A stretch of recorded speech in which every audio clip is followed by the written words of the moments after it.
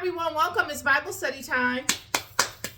Always excited about coming forward with a thought-provoking Bible study for you all.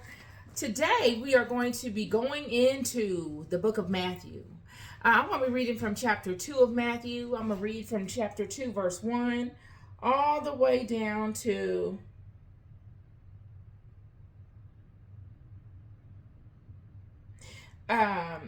verse 3, 1 to 3, real quick. And then I'm going to elaborate deeper into the text as we go in the discernment of the word. So let's invoke the Spirit of God to assist me. Heavenly Father, I come before you in love, looking for you. Please use me as your vessel today to speak your truth to the children. Lessen me and magnify you. Protect this space and cover me with your love and your attention. And let the words of my mouth and the meditation of my heart be acceptable unto you. In love I come before you, giving you thanks. Amen. All right, y'all. Okay, so I need some water. This is the second Bible study I did. I'm not even discouraged. I didn't think the first one was good enough, so I have the energy and the wherewithal to do it again. So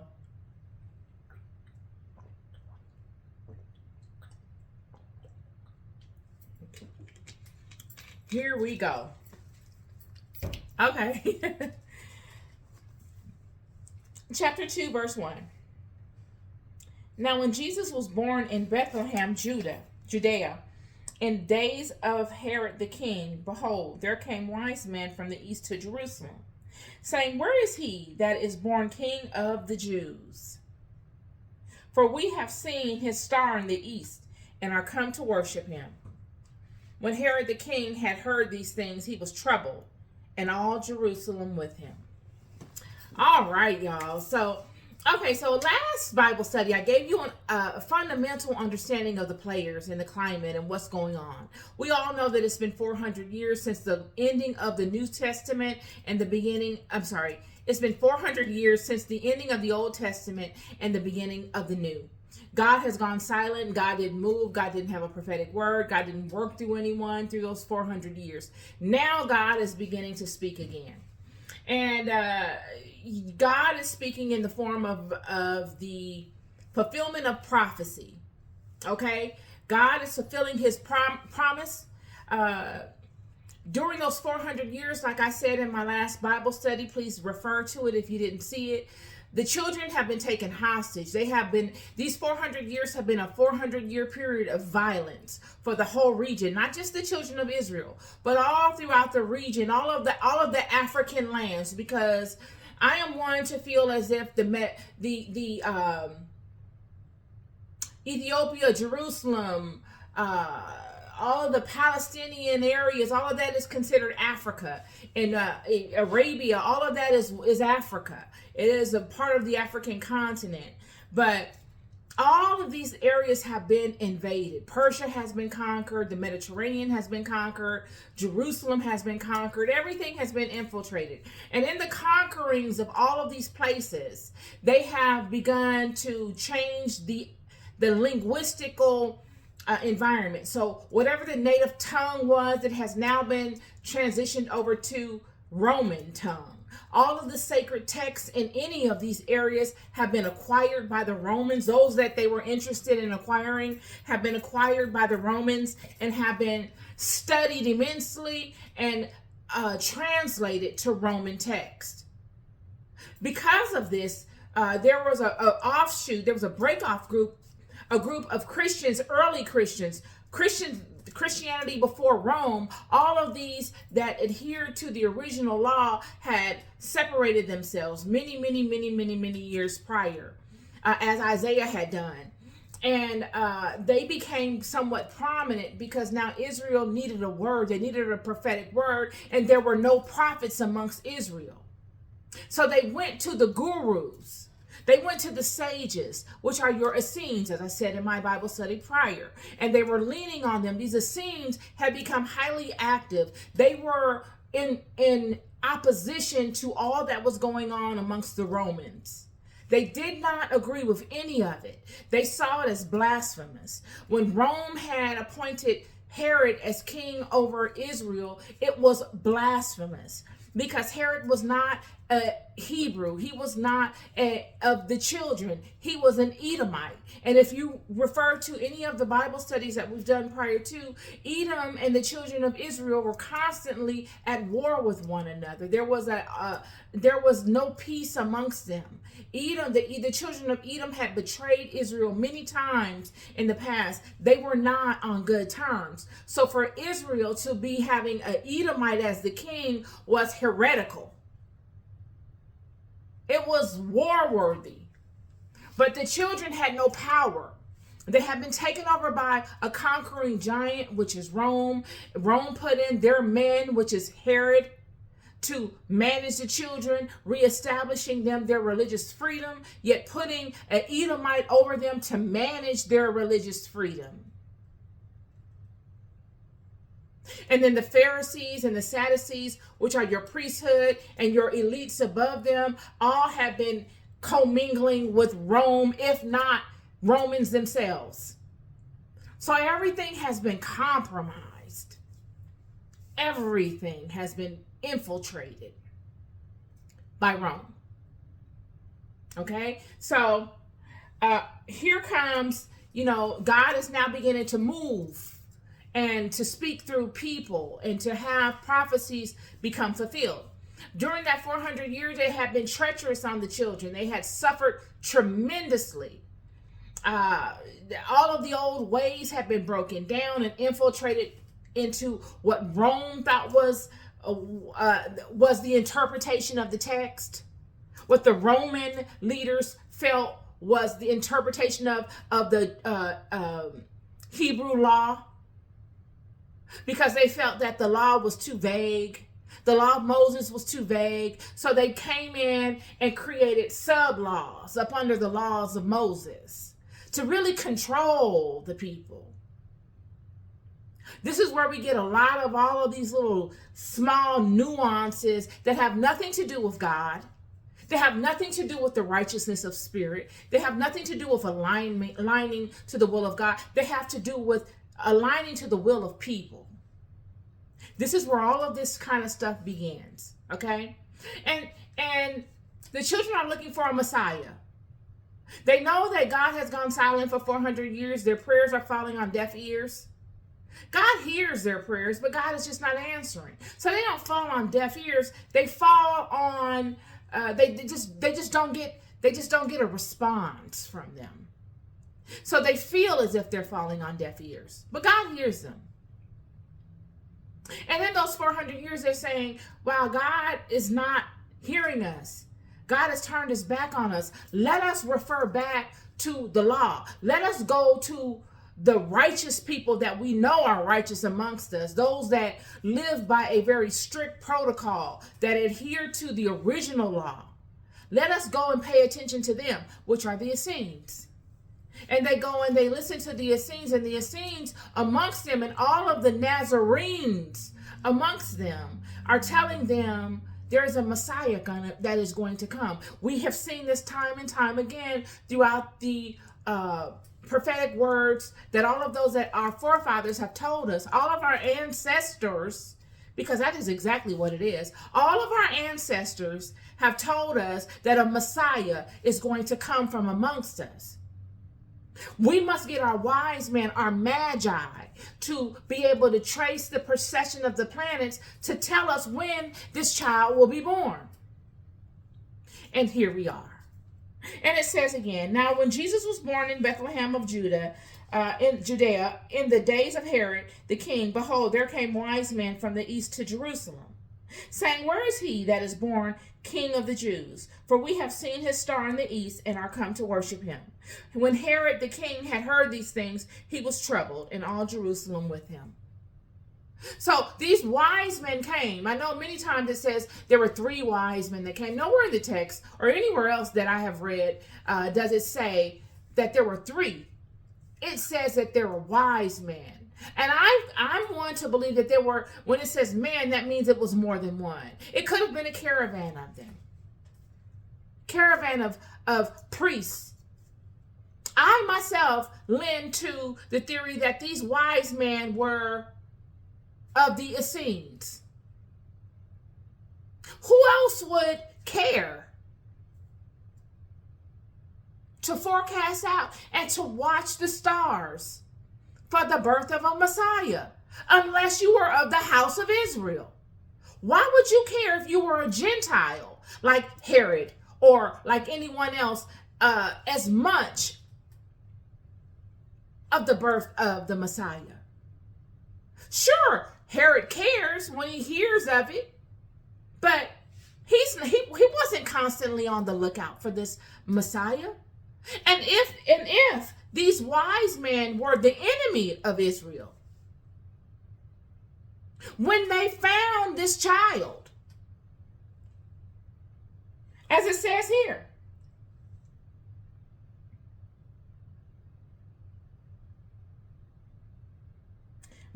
verse 9, when they had heard the king, they departed, and lo, the star which they saw in the east went before them till it came and stood over where the young child was. Verse 10, when they saw the star, they rejoiced with exceeding great joy.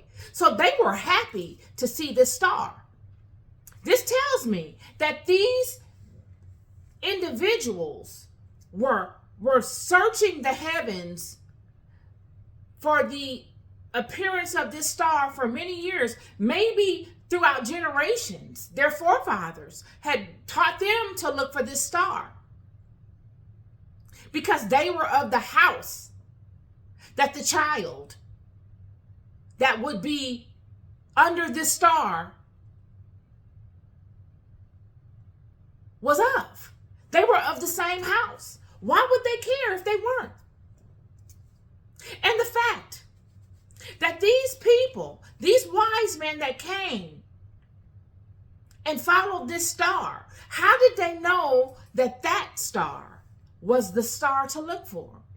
Any of us could look in the sky. I'm telling you, when you get out of the city and you go in remote areas where there's no light, no street lights, and there's not a lot of activity, on a clear night, you will see, oh my goodness, so many stars, friend. You can't even count them. Just huge. The sky is filled with them. How do you know that star is the star that would be the star for the child Jesus? You must have been trained in the science of mapping the processions of the stars and the planets, because you can't just map one. They go hand in hand. This is a system. The planets' movements, the star movements, all together will let you know within this, the sequence of their proximity to one another, the timing. When you see the sequence of specific stars and specific planets and specific constellations, all at specific times, that's kind of how you know what you're looking at.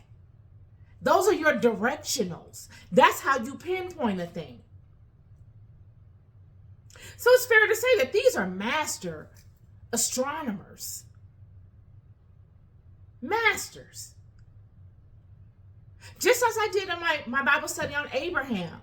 Master astronomer. If you think him and Sarah and all of his caravan of animals and people were being welcomed into Egypt, into the places that they were welcome in and housed the way they were just because he was Abraham, it wasn't like they had a huge reputation at that time. He's the forefather. He's the first one. What made him so important to get such good treatment?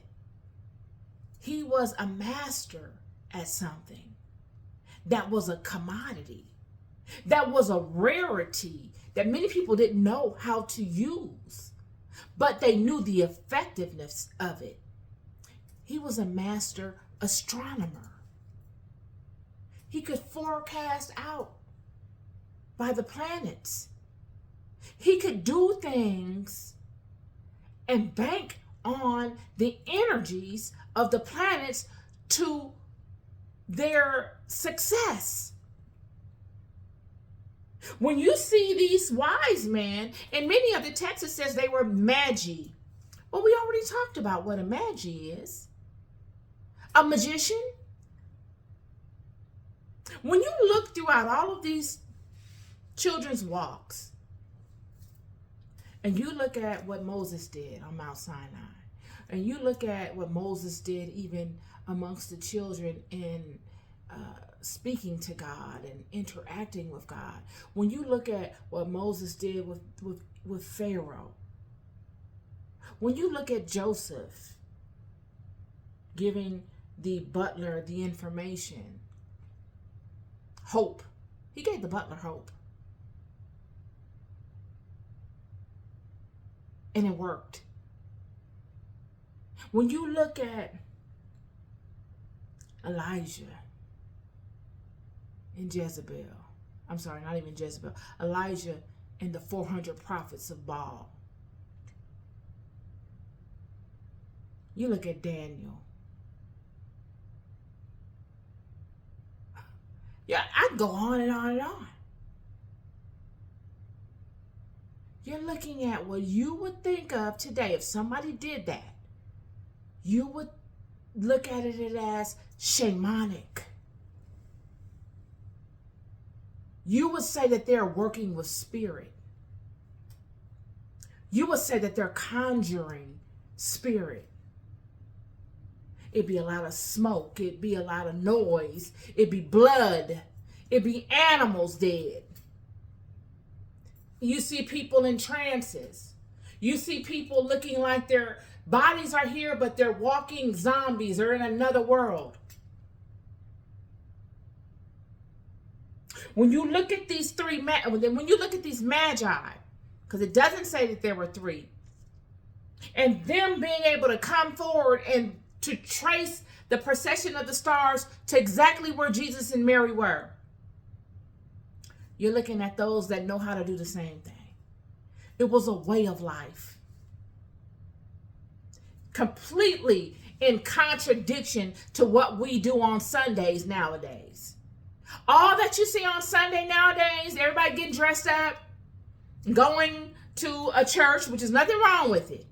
Nothing at all, because I believe in the communion of people and praising God. But that environment did not exist. We got to know this. It did not exist in that way.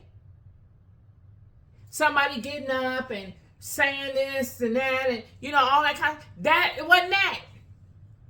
It was not that. They were getting after it in spirit. When you see David dancing and conjuring, that's David moving energy in his body and using it to express, to entice. These are all deeply spiritual things.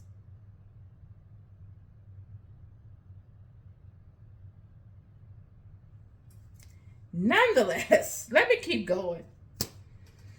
So, saying, where is he that born King of Jews? For we have seen his star in the east and are come up to worship him. In my opinion, these are the Essenes or those of that group, because what has happened is during those 400 years, the Romans killed off the Essenes. Those that were left had to go underground. It wasn't something that you came up and said, I'm an Essene. You saying you're an Essene in this environment will get you harmed. You don't say it. So, and I thought of it like, well, surely I believe that they were Essenes that came up and were able to say they were looking and anticipating the birth of the Messiah. But because of the political climate, they could not come and alert their brethren openly, because Israel has been broken. Under Rome, Israel is broken. They are public enemy number one. They are harassed by the Roman police. They cannot walk freely without an eye on them. They can't even congregate in public in groups without them being mistreated and broken up because they're a threat. Everybody is afraid of their power. They must be in a position of powerlessness for other people to feel comfortable. So the Essenes have been killed off. Rome has killed off over 1 million of them. Many of them committed suicide. They lived in an area where it was one way in and one way out on a high mountaintop. High up in the air, like high up, like on the top of an Empire State Building high. Okay? And again, I must say this. The Essenes were prophets, y'all. The Essenes are of the original Christian way. The Christianity before this book was written. Many of the Essenes wrote many of the books that are in the Apocrypha and in the Bible. A lot of the Essenes were in opposition to the New Testament. This book that we're reading from at this point, they were in opposition to it. Because at this point that the New Testament is written, Rome has now come in and infiltrated everything. Completely infiltrated. They have taken the text and they have transposed it to Roman language. They've rewritten it. Getting back to where they live high on a rocky cliff, one way in and one way out. They were seers. They were prophets. They were prophets in the entirety of the word. They were not, prophets that you had to really kind of like, okay, he's a prophet. He says he's a prophet, but he's probably not a prophet. He's really a motivational speaker. He's not a prophet. No, these are prophets. These are people that could, in spirit, they had the science of breaking over into the spiritual realm and seeing God. They knew the science of interacting with angels at will. Okay? They had the science of being able to see into the future by way of the precessions of the planets and harnessing the energy, and also see into the future of life on this planet. How else could they have written some of the books of the Bible that have not even happened? The things of the Bible that they wrote hadn't even occurred when they wrote them.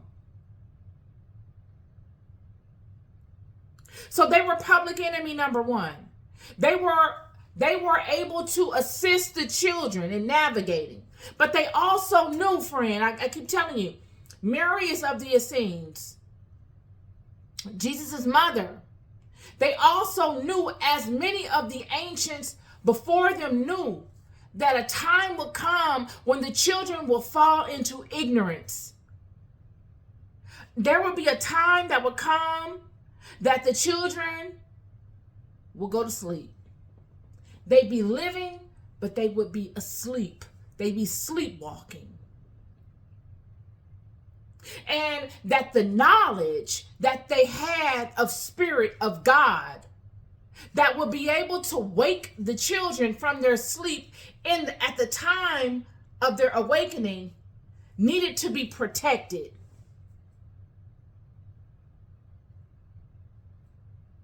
So a lot of this is just making sure that the knowledge is somewhat protected, even if it falls into the wrong hands. So the Essenes Romans murdered the Essenes. Many of them committed suicide. They jumped over the cliff from which they were living. A lot of the women, if not all of them, that were looking to be captured, burnt themselves alive. They burnt themselves alive instead of going and becoming captured by the Romans, because they knew the power of their vessel. If the Romans were to have caught these women, they would have raped them. They would have done many things to get the information that these people knew out of them to extract them. So they knew that they would have to transition. That would be the only way to avoid it. Yet they knew the science of life. They knew that there really is no transition. It's just a transference of one state to the next. And all of this transition depends upon certain things. You're going to transition regardless. But what happens, where the energy flows, all of that is dependent on certain things. So, nonetheless, getting back to this, what really made me pick these 3 verses was verse 3. And it says here, when Herod the king had heard these things, he was troubled, and all Jerusalem with him. So you must understand, like I said, Herod has been put in king by Rome. Herod is not a legitimate heir to the kingdom of Israel. He is not king of Israel by the bloodline, by the vine. He has been put in place by Rome to control these people and to bow to Rome. Rome knew that they could not get a child of Israel to bow to them as they would be able to someone outside of Israel. So what they did was they put Herod in place as a Gentile to manage the children and to keep an eye on them and to enact Rome's policies over the children. Like I said before, the law of Moses was ambiguous in a sense. It wasn't really, don't do this, don't do that, don't do this, don't do that. And in case you get in this situation, don't do that. And in case this comes up, don't do it. It wasn't like that. It was flexible.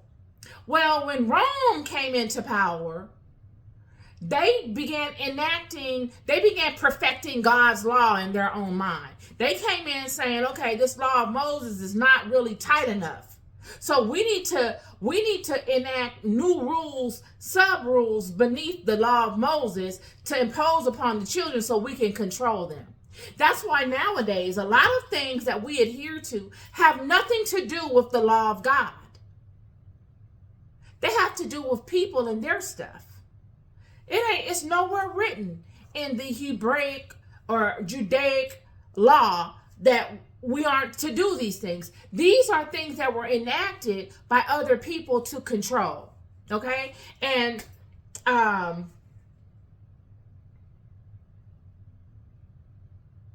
so when Herod heard of this, he was worried. He's worried because everybody knows the God of Israel. Everybody knows God of Israel does not play. Everybody knows it but the children. He does not play. I'm telling you, we just left the Old Testament. I'm an Old Testament girl, okay? I think the New Testament is great too. But the Old Testament I'm more of the people, you give me the facts, I can adhere to it. Don't hug me and just coddle me and tell me something and then it's really not that. And not to say that the New Testament is like that, but the Old Testament is really cut and dry. It is what it is. The New Testament is a cool breeze. I love it.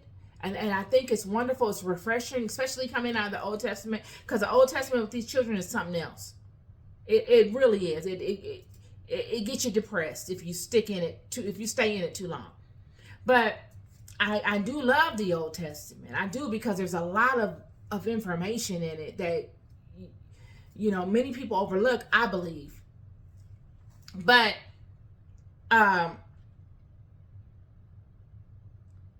God is not playing with these nations, and these nations pay attention, Herod included. So when he hears that a star is present in the east, all his antennas go up. All of them. He was troubled. And then it says, it has a comma after that. And what really got me was the next sentence. It says, and all Jerusalem with him. Well, I thought, well, why would Jerusalem be troubled? Why would the children be troubled? And then it took me back to the climate, the atmosphere. Jerusalem has been infiltrated at this point. All kinds of people are in Jerusalem. You have a heavy Roman population. You got all kind of people coming there, banking on industry. You got all kinds of people.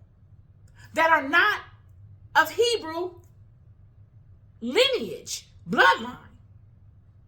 These people should not be here. They shouldn't be there, but they're there. And they're capitalizing off of what is going on amongst the populace. It's a capitalistic society at this point. It's a capitalistic, somewhat of a capitalistic mecca. So they're troubled. They're concerned. So Herod sends the wise man out. He says, go and find this star and tell me what you see so I can come and worship this child too.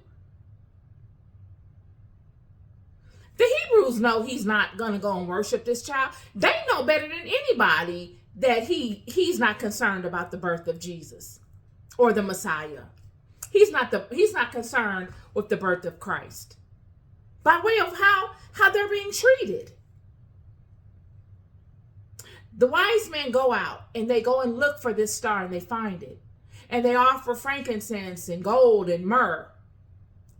Items suitable for a king. And then they leave and don't go and tell Herod where the star is. They go and they leave and go into another direction. They leave in peace. And they don't tell anyone where this child is. Because they are of the same house as this child. They are happy that this child is born. The Essenes, I left off on this. After the Essenes were all assassinated, they had to break up. And they had to go underground. This is where you get the Nazarenes at. Okay? This is where, because the Nazarenes are basically an offshoot of the Essenes. The Essenes lived by a very strict code. They lived a secluded life. They did not mingle with the normal population, kind of like Isaiah did. They separated themselves. And to be able to be accepted into the Qumran or the Essene community, you had to be selected. You couldn't just come in there and they would accept anybody. And there was a selection process and there was a gestation process to each level of your ascent in becoming a enlightened individual. Just like when you see Moses spending 40 years with Jethro, that is like a initiation process in becoming an Essene. A lot of them spent 30 and 40 years in just the initiation process and becoming enlightened. And within those 40 years, they're broken up into separate stages of enlightenment. And you must pass each stage to progress to the next stage. Well, the Nazarenes were similar in the sense that they had adhered to the original philosophical way of life of the original Christian. Not religion, because religion will come in with the Romans. Not religion, but Christianity as a spiritual system. Okay, like I said, when you see all of these wise men, you're seeing magi, you're seeing high priests. And when you see a high priest, you would think of them as to what we would consider today as shamanic. People that work with spirit. Nothing to what you see, on Sunday morning service. It does not look like any of that. It doesn't look like any of that. When you see David dancing, you see David conjuring spirit. That's praise. When you see them singing and all of that, that is praise. When you see Elijah and like I said, all of the Moses and Pharaoh throwing down the rod and the snake eating it and all of these wonders, that is spirit. That is a spiritual war.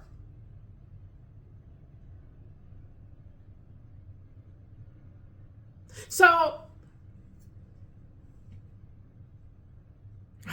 the Essenes, I forgot my train of thought. I want to get this out about the Essenes. So, nonetheless, the Nazarenes were an offshoot of the Essenes. Okay? They just weren't as strict, because the Essenes, They were very secretive. They practiced a lot of abstinence, and when they didn't, really nobody knew exactly what their practices were. They were righteous, but they just didn't. Everything was very secretive. But the Nazarenes were more flexible in their day-to-day interactions. They didn't isolate themselves as much, and so on and so forth. So when you read in chapter 2, verse 23, it says here, before I get into that, it speaks to after the wise men left Mary and Jesus, a word came to Joseph to take Mary and Jesus immediately and go to Egypt. Because it said that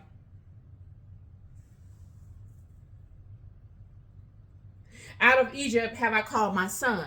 So they're fulfilling a prophecy, but they're also running to protect the life of Jesus, of Christ. So they go into Egypt. Why couldn't they just stay where they were? Well, because everything had been, now you're living in a very populous area amongst many different nations. So you stand out. They run into Egypt because Egypt is populated with people that look predominantly like them, and they can hide. They don't stand out as bad. All they need to do is change maybe some clothing and adapt to the clothing of Egypt. But the hair and all of the other stuff is synonymous to all those around them, okay? So they go into Egypt and they hide until Herod dies. And then after Herod dies, they leave out of Egypt, get a word from God, they leave out of Egypt, and they're on their way through, they're going into the land of Israel, and they hear that Herod's son is king, and they're afraid because God, because he's reigning in Judea, so they were afraid, and so they turned and went into parts of Galilee. And they ended up going into Nazareth and finding rest in Nazareth, which tells me the same thing about Egypt. They went amongst people that looked like them. They could hide and blend in. And on verse 23, it says, and he came and dwelt in the city called Nazareth, that it might be fulfilled, which was spoken by the prophets, he shall be called a Nazarene. The Nazarene and the Essenes are basically one and the same. You have one stricter protocol and one more relaxed. But the philosophies and all of the interactions and all of the ways of life mostly are the same. So we went over the philosophies of the Essenes in my last Bible study. If you didn't listen to it, please go back to that Bible study to refer to it. This is the environment that Jesus is being brought up in. This is what Jesus's house is like. Jesus has a very highly spiritual mother, a queen mother. Okay? She's very enlightened. This is not a woman that got caught up in a love triangle. This is a woman that has been nurtured from a child by a very strict spiritual community. The original Christian house. The original.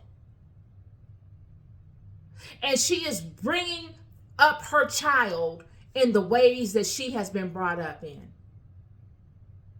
This is a healer. So when you see Jesus going through and doing all of these miracles, you must know that he learned many of these techniques from his environment, mostly his mother and his environments. And also because he is the Son of God. He was born by divine prophecy, and he did come to do the will of God. He is endowed with special gifts and attributes to be able to take in the wisdom and that he receives in this planet and to convert it at a level far greater than any of us. I said this in the beginning of my Bible studies. Please go back to it. Where I had the white hair and it was kind of like punk rockerish. In that video, I spoke to, I think it was my second video, I spoke to what makes these children different. It is the genetic makeup. I know some of y'all not going to agree with me on this, but it is what it is. It is the genetic makeup. It is their ability to interpret their surroundings and to give the highest output of that thing that they are interpreting or that they have ingested. Jesus, the same way, the Messiah, he was able to take all the information. That's why when he comes amongst these people, y'all, and he interacts with them, he is able to give the highest result of his intention to the people. When he comes across all these people and he takes in their issues, he can convert it and give the highest result back to them. We're going to speak more to this in the future chapters, but I just wanted to go over the birth of Jesus to you all and give you some additional backdrop information, because the backdrop is extremely relevant. I can't help but put a lot of attention onto it, because without the backdrop, without you knowing the history of a thing, the history of a thing, you will not be able to interpret in the fullness the reality of a thing. You will not be able to read this book and be able to grasp the totality of what the book is conveying to you. You're loved more than you'll ever know. I'll never stop telling you. Be good to yourselves. Be good to each other. Peace and love.